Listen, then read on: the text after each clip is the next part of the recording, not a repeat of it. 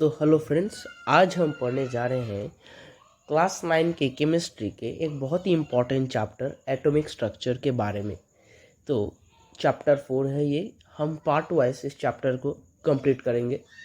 तो उससे पहले हम इस टॉपिक में घुस जाए, पहले हम ये मैं बताना चाहूँगा आप लोगों को, मैं बहुत दिनों के बाद ये इस वीडियो को डाल रहा हूँ क्योंकि मेरे एग्जामिनेशंस थे, इसलिए फ्री नहीं हो पाया। लेकिन अभी वीडियोस रेगुलर बेसिस पे आएगी, तो आप इस चैनल को फॉलो ज़रूर कर दीजिएगा। तो अभी चलिए शुरू करते हैं इस चैप्टर को, atomic structure and chemical bonding. ठीक है, पहले हम समझते हैं आपके इस चैप्टर में एक पैराग्राफ होगा महर्षि कनाद के बारे में। इसे आप रीडिंग ले सकते हैं। इसमें कोई ऐसी बड़ी बात नहीं है कुछ समझने की।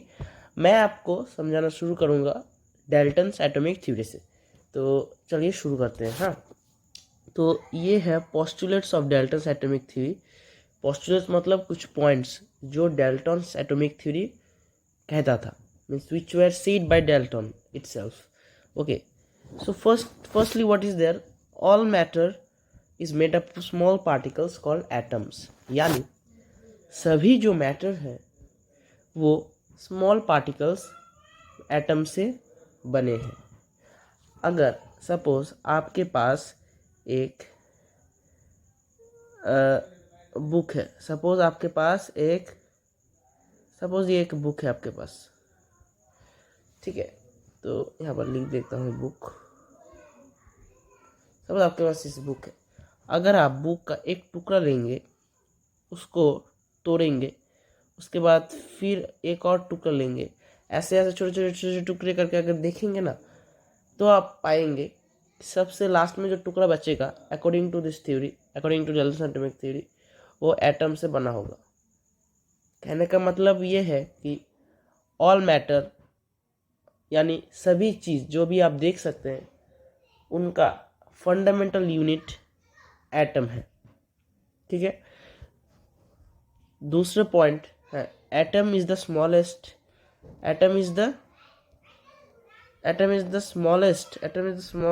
particle which can engage in a chemical reaction। यानी किसी केमिकल का अगर कोई रिएक्शन होगा, केमिकल रिएक्शन होगा, उसमें एटम्स ही पार्ट लेंगे। एक स्मॉलेस्ट पार्टिकल है जो एटम्स ही पार्ट लेंगे। ठीक है, फिर आपके जो तीसरा पॉइंट है, all atoms of an element have the same properties, that is they have same mass, size and character। इसका मतलब ये है, अगर आप हाइड्रोजन का एक एटम लेंगे, अगर आप इसका एक एटम लेंगे, तो इसका जो एक एटम आप लेंगे, उस एटम का जो प्रॉपर्टीज केमिकल प्रॉपर्टीज है, और एक और अगर हाइड्रोजन के एक और एटम लेंगे, उसका भी केमिकल प्रॉपर्टीज सेम होगा। केमिकल प्रॉपर्टीज, ठीक है, वो केमिकल प्रॉपर्टीज हो गए, अगर आपका मास हो गया, साइज हो गया, कैरेक्टर सेम होगा, क्योंकि वो सेम एलिमेंट से ही है, इसलिए वो सेम होगा। ठीक है, फिर आपका आता है ये सेम बात है, atoms of different elements have different characters. जैसे हम थर्ड पॉइंट में पढ़ा कि सेम एलिमेंट के एटम के सेम कैरेक्टरिस्टिक होंगे, इसी तरह डिफरेंट एलिमेंट्स के एटम डिफरेंट कैरेक्टरिस्टिक शो करेंगे। ये आम बात है। अगर ऑक्सीजन का एक एटम ले लेंगे हम और एक हाइड्रोजन का एटम ले लेंगे हम, तो दोनों डिफरेंट हो गई ना, डिफरेंट तो दोनों इक्वल नहीं होंगे, ये पता है हमको। ठीक है, कोई बड़ी बात नहीं है। अभी हम नेक्स्ट जाएंगे। नेक्स्ट क्या है? Atoms can neither be created nor destroyed.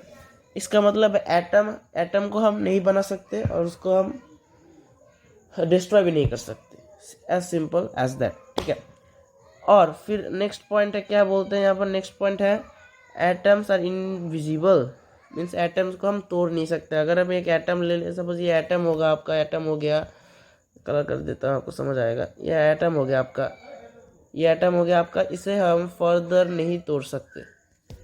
यानी इसको हम फर्दर ब्रेक डाउन नहीं कर सकते, ब्रेक डाउन हमें इसको नहीं कर सकते, इसका मतलब ये है। फिर आगे चलिए हम कुछ इस पोस्टुलेट्स के ड्रॉबैक्स के बारे में कुछ बात कर लेते हैं। तो कुछ ड्रॉबैक्स में अगर आप चाहते हैं तो यहाँ पर से ऑल जो आपका एटम्स और इनविजिबल पार्टिकल्स जो बोला है, लेकिन देखिएगा अगर हम बाद में हम पढ़ेंगे कुछ ड्रॉबैक्स जो है, एटम्स को अगर हम ब्रेक करेंगे, सपोज ये एक एटम है, एटम को हम फर्दर ब्रेक करेंगे तो हमें उस पाएंगे कि वो सारा एक न्यूक्लियस है, न्यूक्लियस के अंदर एक ऑर्बिट है, ऑर्बिट में ऑर्बिट के अंदर बहुत सारे इलेक्ट्रॉन्स पाएंगे, ऐसे सराउंड होके रोटेशन करेंगे, तो ये बहुत बात है। फिर यहाँ पर क्या होगा, ये सिर्फ न्यूक्लियस है, यहाँ पर आपका प्रोटॉन भी पाया जाएगा, प्रोटॉन भी आपका होगा। तो आसान शब्द में क्या बताना चाह रहा हूँ मैं कि atoms are divisible into subatomic particles like protons, electrons and neutrons. ये आपका पहला ड्रॉबैक हो गया। दूसरा क्या, यहाँ पर बताया गया है कि आप जैसे देख ही सकते हैं, atom can neither be created not destroyed, but atoms can be created and destroyed by nuclear fusion and fission. Fusion और फ्यूजन क्या है, आप बड़े क्लास में पढ़ेंगे ये क्या है।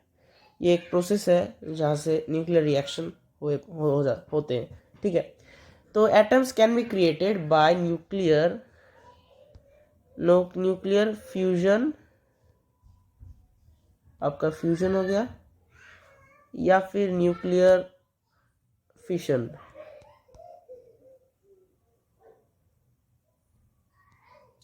ठीक है। फिर आपका नेक्स्ट पॉइंट अगर ड्रॉबैक मान लो, एटम्स ऑफ एन एलिमेंट, यहाँ पर जैसा बोला गया है एटम्स ऑफ एन एलिमेंट, क्या बोला गया, atoms of an element combine small whole numbers to form molecules. ये एक पॉइंट है, यहाँ पर नहीं है आपके डाल्टन एटॉमिक थ्योरी में, ठीक है। लेकिन ऐसा है कि जो भी एक एटम है, एटम कंबाइन करते हैं स्मॉल होल नंबर रेशियो में to form molecules. Small whole number ratio माने अगर आप मान लो अगर कोई भी कंपाउंड है जिसमें एटोमिसिटी क्या है आपने पढ़ा होगा फर्स्ट चैप्टर में, ठीक है। अगर वो कम है तो एटम का जो number of atoms in a compound है वो भी कम है। तो अगर आप ग्लूकोज ले ले, ग्लूकोज का फॉर्मूला C6H12O6, C6H12O6 ग्लूकोज के फॉर्मूला, ये तो आपका सिंपल रेशियो में हो सकता है। लेकिन आप केन शुगर ले ले, C12H2211 और C12H22O11, तो ये बड़े नंबर हो रहे हैं ना, बड़े नंबर। ये सिंपल नंबर तो नहीं है, सिंपल होल नंबर नहीं है, बड़े होल नंबर हो गए। तो इसी कारण हम नहीं बोल सकते कि वो एटम स्मॉल होल नंबर के जैसे कंबाइन होकर मॉलिक्यूल। ये बड़े number thousands. In the formation of organic compounds, the numbers can be very big, such as thousands. Okay, इसका एग्जांपल मैं आपको कमेंट सेक्शन में अब बताएंगे, ठीक है। ऑर्गेनिक कंपाउंड क्या है आप ये कमेंट सेक्शन में बताएं। ऑर्गेनिक कंपाउंड्स तो बहुत बड़े थाउजेंड्स जैसे नंबर्स भी फॉर्म कर सकते हैं, ठीक है, एक एटम कंबाइन करके। तो ये रहे कुछ ड्रॉबैक्स थे। अभी हम पढ़ेंगे कुछ चीज़ आपके डिस्कवरी ऑफ इलेक्ट्रॉन के बारे में, ठीक है। तो चलिए हम बढ़ते हैं डिस्कवरी ऑफ इलेक्ट्रॉन की ओर। चलिए अभी हम पढ़ते हैं डिस्कवरी ऑफ इलेक्ट्रॉन के बारे में। तो एक विलियम क्रूक नाम के एक ब्रिटिश साइंटिस्ट थे, उन्होंने ये नोट किया कि gases are ordinary poor conductors of, अच्छा, इन्होंने ये देखा कि गैसेस जो है एक पुअर कंडक्टर्स होते हैं इलेक्ट्रिसिटी के।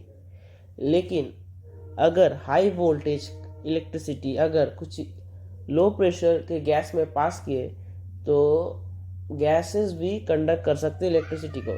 वो कैसे, हम एक छोटे से एग्जांपल के साथ इसे समझेंगे, ठीक है। देखिए ज़रा, अब मान लीजिए ये क्लाउड है आपका, हाँ ये आपका एक क्लाउड है, आपका ये क्लाउड हो गया, आपका ये आपका हो गया क्लाउड, ठीक है। तो अभी क्लाउड हो गया तो आपका सपोज बारिश हो रहा है, तो आपका ये बारिश हो रहा है, ठीक है, आपका ये बारिश हो रहा है। तो हमें क्या पता है, अगर बारिश होगा तो जब हम हाइट, जब हम किसी चीज़ का हाइट, यानी हम जब हाइट जब बढ़ते हैं, हम जब ऊपर जाते हैं, ऊपर यानी हम जब माउंटेन्स में जाते हैं या फिर हाइट जब हम ऊपर में जाते हैं, तो क्या लो प्रेशर होता है, हमें ये पता है, हमने ये बेसिक जियोग्राफी का टॉपिक है। हम जैसे हाइट जैसे बढ़ता है प्रेशर डिक्रीज होता है। तो वैसे ही जब जहाँ क्लाउड्स बनते हैं वहाँ पर क्या होता है, वहाँ पर हमने कई बार देखा है कि वहाँ पर आपका एक थंडरिंग आपका होता है कि नहीं, ऐसे बिजली कड़कती कि नहीं, बिजली ऐसे बिजली आपका कड़कता है यहाँ पर। तो कैसे होता है, बिजली कैसे कड़कती है वहाँ पर, क्योंकि वहाँ पर लो प्रेशर बन जाता है आपका। लो प्रेशर वहाँ पर क्यों बनता है आपका, क्योंकि हाइट इंक्रीज है, तो यहाँ पर आपका लो प्रेशर बन जाता है। लो प्रेशर के बढ़ने के कारण इसका ये जो बिजली है इसका वोल्टेज जो है बहुत ही हाई होता है। वोल्टेज क्या होता है, बहुत हाई होता है, इसके कारण ये एयर में भी कंडक्ट हो जाता है।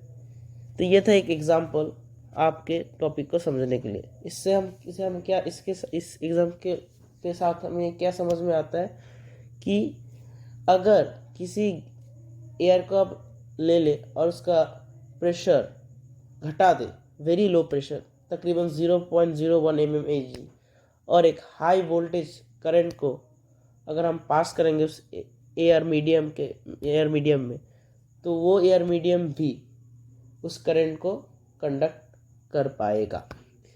तो इसके साथ हम आगे बढ़ते हैं। इसी प्रॉपर्टी को देख के जे थॉमसन ने, एक साइंटिस्ट थे, उन्होंने क्या किया कि उन्होंने इस प्रॉपर्टीज को देख के एक अपैरेटस में, डिस्चार्ज ट्यूब बोलते हैं उसको, डिस्चार्ज ट्यूब, तो उन्होंने क्या कि एक डिस्चार्ज ट्यूब उन्होंने लिया, डिस्चार्ज ट्यूब। तो डिस्चार्ज ट्यूब क्या है आपका, सपोज ये ट्यूब हो गया आपका, इस ट्यूब के अंदर 2 इलेक्ट्रोड उन्होंने फिट किए और यहाँ पर एक वैक्यूम क्रिएट किया। ठीक है, यहाँ पर एक पाइप के द्वारा यहाँ पर वैक्यूम क्रिएट हुआ, यहाँ पर वैक्यूम क्रिएट हो गया। तो वैक्यूम क्रिएट होने, ये आपका इलेक्ट्रोड हो, ये आपका नेगेटिव, ये आपका प्लस पॉजिटिव हो गया, और इसे एक बैटरी से, हाई वोल्टेज के बैटरी से इसको कनेक्ट कर दिया। कनेक्ट करने के साथ साथ उन्होंने ये नोटिस किया कि आपका जो ये वाला करंट है, तो ये आपका नेगेटिव से पॉजिटिव की तरफ फ्लो होना चालू कर लेते हैं। तो इसे हम कहते हैं आपका कैथोड रेज, क्योंकि ये आपका नेगेटिव टर्मिनल से पॉजिटिव टर्मिनल की ओर जा रहे हैं। तो इसे हम फर्दर स्टडी करेंगे। देखिए ज़रा एक बार इस इमेज को, जैसे कि आप इस इमेज में देख सकते हैं, ये आपका हो गया एक स्ट्रक्चर जिसको मैंने बनाया था आपको समझाने के लिए। ठीक है, तो जे थॉमसन ने स्ट्रक्चर की, इसे हम डिस्चार्ज ट्यूब बोलते हैं, जो भी आप ट्यूब देख सकते हैं। तो अभी हम पढ़ते हैं, a discharge tube is a hard glass tube fitted with 2 metal plates known as electrodes. तो हम इलेक्ट्रोड्स किसे बोलते हैं, आपको आप दिखा देता हूँ, इसे हम इलेक्ट्रोड्स बोलते हैं। ये देख सकते हैं ना, ये दोनों यहाँ पर, तो इसे हम इलेक्ट्रोड्स बोलते हैं। ठीक है, while the other electrode is connected to the negative terminal of battery is called cathode. It has a side tube through which gases can be pumped out by using a vacuum pump to create vacuum. तो अभी इस image को ध्यान से देखिए। ठीक है, तो जे थॉमसन ने क्या किया कि यहाँ पर एक सेल ले लिया, आपका सेल, इस सेल को मैं बैटरी बोलूँगा। ठीक है, जो कि ज़रा गलती होगी, इसे यहाँ पर एक बैटरी मैं ले लूँगा। ठीक है, इसे हम एक बैटरी पकड़ लेंगे। सॉरी, वो कुछ टेक्निकल के एरर की वजह से ऐसा हो गया था। तो कहना क्या चाह रहा हूँ, तो मैं, तो हम इलेक्ट्रोड्स किसे बोलते हैं, इलेक्ट्रोड्स हमें, इसको हम इलेक्ट्रोड्स बोलते हैं। ठीक है, फिर अगर हम आपका सपोज हम यहाँ पर एक बैटरी ले लेते हैं, हम यहाँ पर एक बैटरी ले लेते हैं। ठीक है, और फिर क्या करते हैं कि यहाँ से इस बैटरी के जो इस पॉजिटिव, ये आपका पॉजिटिव हो गया और ये आपका नेगेटिव हो गया। तो हम क्या करेंगे कि हम इस पॉजिटिव वायर को इससे कनेक्ट कर देंगे। ठीक है, और यहाँ से इस नेगेटिव वायर को कनेक्ट कर देंगे इस बैटरी सेल के साथ। तो अभी जे थॉमसन ने क्या देखा इस डिस्चार्ज ट्यूब के अंदर, और यहाँ पर देखें आप देखिए, यहाँ पर एक लो प्रेशर क्या ले गया है, 0.01 mm ऑफ मर्क्यूरी, बहुत यानी लो प्रेशर, और यहाँ से आपका वैक्यूम क्रिएट किया गया है। ठीक है, तो जे थॉमसन ने क्या ऑब्जर्व किया कि जब ये सेटअप किया था तो देखा इस नेगेटिव टर्मिनल से यहाँ से सीधा इस वाले कैथोड आपके जो इलेक्ट्रोड है यहाँ पर ऐसे कुछ लाइंस जा रहे थे जिसका डायरेक्शन ये था। ठीक है, ये आपका पॉजिटिव हो गया, इसलिए क्योंकि ये इलेक्ट्रोड आपका जो इलेक्ट्रोड से एनोड की तरफ जा रहे थे, इसको इसलिए हम कैथोड से आपका एनोड की तरफ जा रहा था, इसलिए आप इसका नाम पड़ा कैथोड रे, क्योंकि ये नेगेटिव से पॉजिटिव की तरफ जा रहा था। तो यही था एक आपका डिस्कवरी ऑफ इलेक्ट्रॉन का बहुत बड़ा मोड़। फिर इसके बाद जे थॉमसन ने कुछ प्रॉपर्टीज ऑब्जर्व किया था इस आपके जो इस ये प्रैक्टिकल हुआ, इससे उन्होंने कुछ ऑब्जर्व किया था, उस ऑब्जर्वेशन का भी हम पढ़ेंगे। ठीक है, इसको आप पर देख लीजिएगा, जो मैंने बोला वही है यहाँ पर। When electric discharge of 10,000 volts is passed through gas is very low pressure 0 mm cathode rays are produced। Cathode rays क्यों मैंने बताया हुआ। ठीक है, अभी हम चलते हैं प्रॉपर्टीज ऑफ कैथोड रेस की तरफ।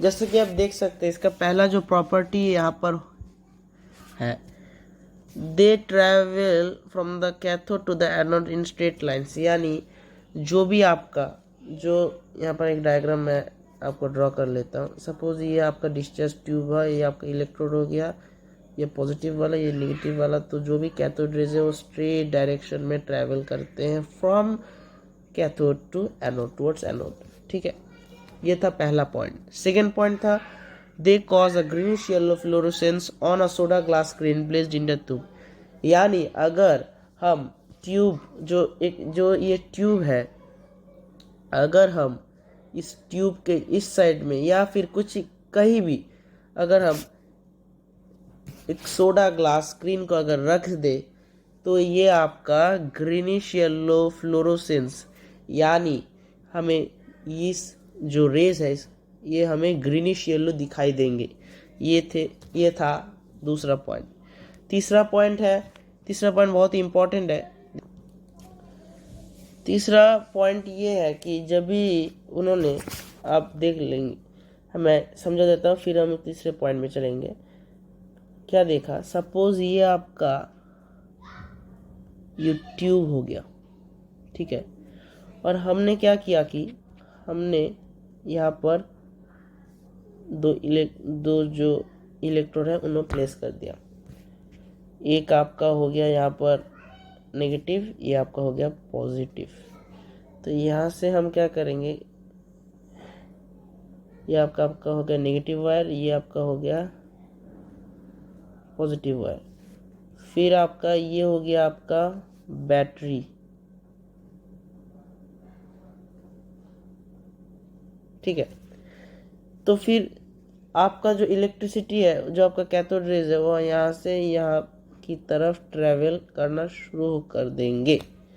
लेकिन जे थॉमसन ने क्या ऑब्जर्व किया कि जब भी यहाँ पर एक आपका नेगेटिवली चार्ज्ड प्लेट को यहाँ पर लाया गया और यहाँ पर एक पॉजिटिव चार्ज प्लेट को लाया गया, तो उन्होंने क्या ऑब्जर्व किया, उन्होंने ऑब्जर्व किया कि आपका जो एक ट्यूब है, जब भी उन्होंने ऐसा किया, सपोज ये नेगेटिव हो गया आपका, ये आपका पॉजिटिव हो गया, तो उन्होंने क्या ऑब्जर्व किया, आपके जो रेज है वो यहाँ से आपके जो रेज है वो यहाँ से ऐसे बेंड होना शुरू कर दिए। ये क्यों हो रहा है, ऐसे ट्रेवल कर रहे हैं, लेकिन ये बेंड हो जा रहे हैं, ये पॉजिटिव की तरफ अट्रैक्ट हो रहे हैं। इससे हमें पता चल गया कि ये जो कैथोड रेज है ये नेगेटिव चार्ज्ड है, इसलिए ये नेगेटिव चार्ज से रिपेल हो रहे हैं और ये पॉजिटिव चार्ज की तरफ अट्रैक्ट हो रहे हैं। तो ये था आपका तीसरा पॉइंट। ये एक बहुत ही इंपॉर्टेंट पॉइंट है, इसको स्टडी कर लेना। अभी हम बढ़ेंगे चौथे पॉइंट में। चौथा पॉइंट क्या कहता है? चौथा पॉइंट कहता है अगर आप कैथोड रेस के जो बीम है, कैथोड रेस के जो बीम है, कैथोड रेस के जो कैथोड रेस, अगर हम कैथोड रेस को is made to fall upon hard metallic targets like tungsten x-rays अगर प्रोड्यूस्ड, दैट मीन्स अगर आप किसी कैथोड रे को इस ट्यूब जो आपके ये जो डिस्चार्ज ट्यूब में है, इस कैथोड रेस को अगर आप किसी मेटालिक टारगेट्स, यानी मेटालिक हो गए कुछ मेटालिक कैरेक्टर शो करने वाले टारगेट जैसे टंगस्टन की तरफ अगर फॉल करेंगे तो क्या प्रोड्यूस होगा? सही जवाब, एक्स रेस प्रोड्यूस होगा। तो ये भी आपका बहुत इंपॉर्टेंट है, ठीक है। फिर हम नेक्स्ट पॉइंट की तरफ चलते हैं। तो जैसे हमने डिस्कस किया चौथा पॉइंट, अभी हम डिस्कस करने वाले हैं पांचवा point. They penetrate to matter. They माने आपका कैथोड रेज यहाँ पर बोला जा रहा है। Cathode rays penetrate to matter, as simple as that. फिर आपका छठा जो पॉइंट है क्या कह रहा है? They cause ionisation of the gas through which they pass. यानी अगर आप कैथोड रेस को जिस भी गैस में पास करने वाले हैं, उस गैस के जो उस गैस का तो कोई फॉर्मेशन यानी कोई फॉर्मूला होगा, तो उस फॉर्मूले में तो पॉजिटिव और नेगेटिव एलिमेंट्स हो गए ही हो गए। यानी अगर किसी गैस, एक गैस क्या मिक्सचर है, विभिन्न एलिमेंट, अगर गैस क्या है, एक मिक्सचर है, गैस एक मिक्सचर है, यानी वहाँ पर बहुत सारे गैस मिलके सपोज हमारा जो एटमॉस्फेयर है उसमें क्या क्या, आपका एटमॉस्फेयर में आपका ऑक्सीजन है, फिर आपका कार्बन डाइऑक्साइड है, फिर इत्यादि इत्यादि बहुत सारे आपका गैसेस हैं, इसके साथ एक एटमॉस्फेयर बनता है। इसी तरह जो एयर है इसमें बहुत सारे गैसेस होते हैं। तो फिर जब हम कैथोड रेस को जब हम किसी गैस के तरफ पास करते हैं तो क्या देखा गया कि ये कैथोड रेस उन गैस को आयोनाइज कर देता है। आयोनाइज यानी उन गैस के जो एलिमेंट्स, जो आपके उनका जो रेडिकल्स है, रेडिकल्स आपने पढ़ा हुआ है, रेडिकल्स क्या है, उनका जो रेडिकल्स को ब्रेक डाउन कर देते हैं, एक पॉजिटिव और एक नेगेटिव में, तो इससे कहते हैं आयोनाइजेशन, ठीक है। आपका जो लास्ट पॉइंट है, they produce the shadow of an opaque object placed in their path and make it light paddle rotate. तो ये देखिए आप, तो इसका मतलब अगर आप एक डिस्चार्ज ट्यूब के अंदर किसी ओपेक ऑब्जेक्ट को रख देंगे, यानी सपोज आपका ये कैथोड रेस जा रहे हैं और यहाँ पर आप किसी ओपेक ऑब्जेक्ट को रख देंगे ना, तो यहाँ पर आपका उन ओपेक ऑब्जेक्ट का एक शैडो यहाँ पर बन जाएगा, ये आपका शैडो बन जाएगा, ठीक है। तो ये जो प्रॉपर्टीज जो विच वर understood by J. Thomson. Okay. Now we're going to discuss about Thomson conclusion. What he concluded by studying the properties of the cathode rays. So आपका जो फर्स्ट है वो क्या कहता है यहाँ पर, अगर आप इस वीडियो को देख रहे हैं तो आपको मेरी जो आपकी लैंग्वेज है उससे आपको थोड़ा प्रॉब्लम हो सकता है, क्योंकि मैं हिंदी मेरी मातृभाषा नहीं है, इसलिए कुछ दिक्कत आप मुझे आती है। लेकिन इस भाषा में ये इसलिए मैं प्रयोग कर रहा हूँ कि क्योंकि बहुत सारे स्टूडेंट्स को हिंदी अच्छी तरह से आती है रैदर देन इंग्लिश या फिर बंगाली, इसलिए मैं हिंदी में बात कर रहा हूँ, ठीक है। कोशिश कर रहा हूँ अच्छी बोलने के लिए, आप इस वीडियो को देखिए, ठीक है। थॉमसन क्या कंक्लूड किए कि कैथोड रेस जो है, cathode rays consist of negatively charge particles now called electrons. Cathode के रेस के consist of negative charge particles called electrons. हमने जो एक एक्सपेरिमेंट किया था, हमने जिसको दिखाया था कि जो कैथोड रेस के पास में अगर हम किसी इलेक्ट्रिकली चार्ज्ड प्लेट को ला जाते हैं तो वो इलेक्ट्रिक जो चार्ज प्लेट उससे डिफ्लेक्ट होकर पॉजिटिव की तरफ अट्रैक्ट हो जाता है। इससे कि हमने क्या बोला था कि वो एक negative charge flow of negative charges, इसलिए कंक्लूड किया गया था कि आपका जो एक कैथोड रेज है ये इलेक्ट्रिकली नेगेटिव है, ठीक है, नेगेटिव यानी इलेक्ट्रॉन्स, नाउ कॉल इलेक्ट्रॉन्स। इस इलेक्ट्रॉन नाम को किसने दिया होगा, ये आपके एमसीक्यू में आ सकता है। इसका आंसर है जॉनसन स्टोनी, यहाँ पर दिया हुआ है, ठीक है। फिर आपका दूसरा पॉइंट क्या है, दूसरा पॉइंट कहता है कि this negative charge particles are integral part of all atoms, यानी यहाँ पर हम जैसे डाल्टन एटॉमिक थ्योरी में हम क्या पढ़े थे कि atoms are the smallest particle of an element and indivisible also, that means they can not be further broken down, but with the discovery of cathode rays it was proved, यानी ये prove हो गया कि जो आपका जो ये है ना इलेक्ट्रॉन्स, ये इंटीग्रल पार्ट है, यानी ये इलेक्ट्रॉन आपके एटम के भीतर यानी एटम के अंदर पाया जाता है। अगर आप एटम को तोड़ेंगे ना तो आप पाएंगे वो इलेक्ट्रॉन से बना हुआ है, और इसे आप जानते भी हैं, ठीक है।